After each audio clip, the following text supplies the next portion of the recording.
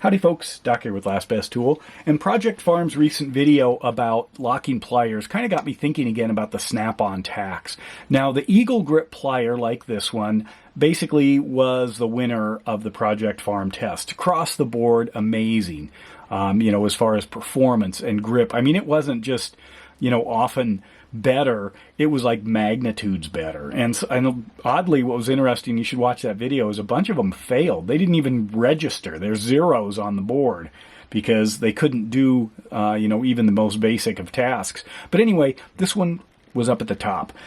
Actually, at the top, not near the top. It was sometimes wildly all alone out in the wilderness. Nobody else could find it. It was so good. But Snap-on also sells these, and there's some relationship between Malco and Snap-on. Not sure. I've heard they bought the warehouse or bought the factory, or the warehouse having all of the back stock. I don't know.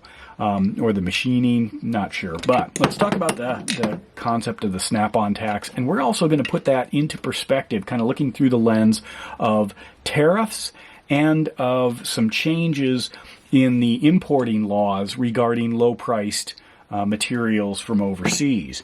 So, because that may have a huge change on some things, the way they're priced or even availability. But if we take a look at a Malco plier, the difference between a Malco plier and a snap-on plier is this little thing right here, what's been pressed into it. That's it. They run the exact same product names because they're exactly the same product. You can see, everything is identical about these. This is the LP7WC. This is the one that I'm going to, laser my sights onto because this is still available on Amazon. What is this one? This is the LP11C for the locking plier 11 clamp. This you can get in two variations, whether or not it has a swivel here. Now, this exact same plier off the Snap-on truck costs about $135.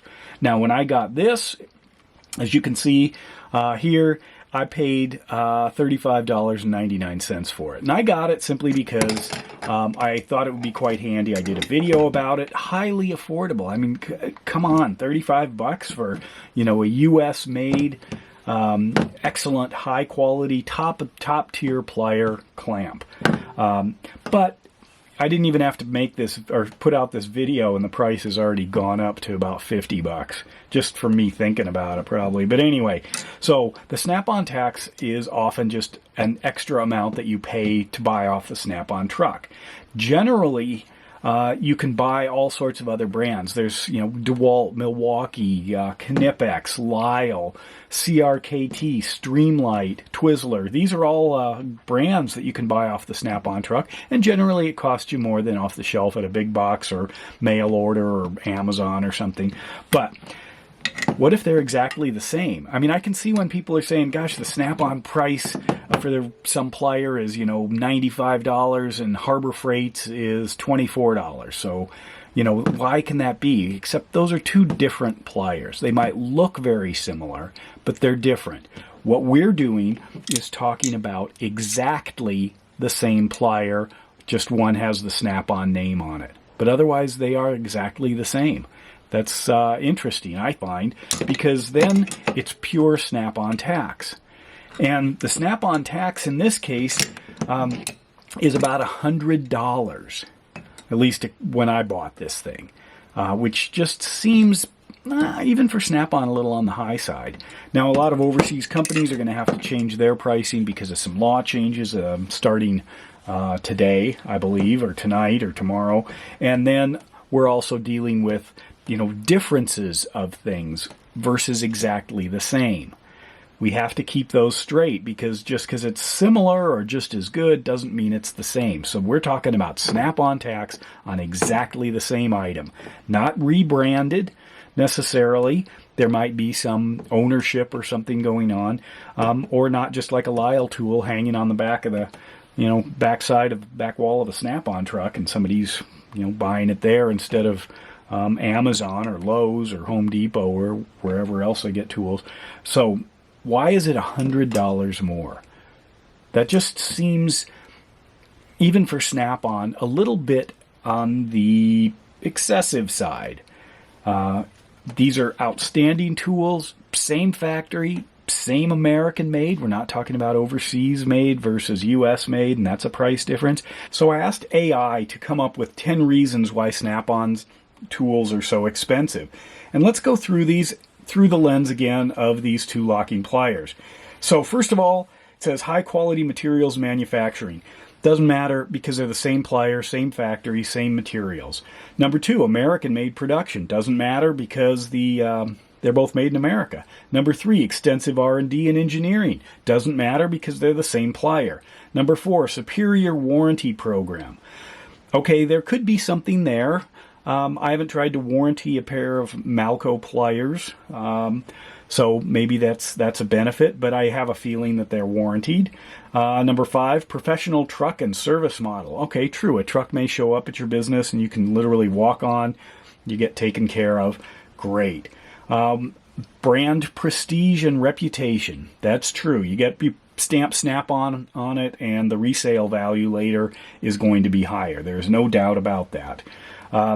Durability and longevity doesn't matter. They're exactly the same tool. Professional grade toolboxes, not relevant here. Financing options, okay, that's true. But on the other hand, you can finance it through Amazon, or you can put it on a credit card, or do whatever you want other than using the financing off the Snap-on truck. So unless you're doing a bunch of stuff or you have really bad credit, that's a non-issue.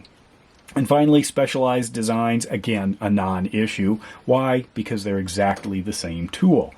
So I find it kind of interesting looking at it through the lens of a Snap-on Tax here, not a rebrand, not a similar tool, but just literally it is the identical tool for a lot more.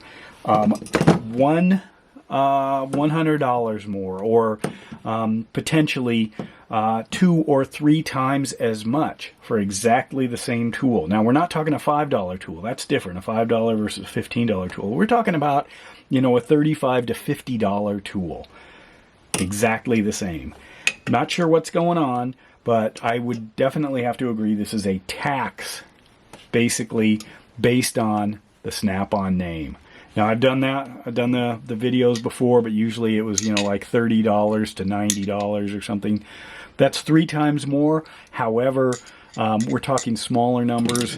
This one, $100 more. So you get exactly the same tool, minus a $100 bill. Kind of crazy. I don't know. Let me know your thoughts. I just don't see this as a sustainable model if they did this again, just simply because the tools get so crazy expensive. But I mean, you can buy something similar made in China, but on with the Irwin brand for about $21. Where is that price coming from? I don't know. Let me know. Maybe that's what it had to be though, because I think Malco the Malco Vice grips, Eagle grips, went out of business. Maybe they couldn't make it. But I don't think selling it for $100 more is going to keep you in business. Just a thought. Watch Project Farm's video. You can just you can see just how good these things are. Either way, I hope they can keep being made, because we don't have that many tools that are that much better than every other tool in the world. Let me know your thoughts. And with that, Doc out.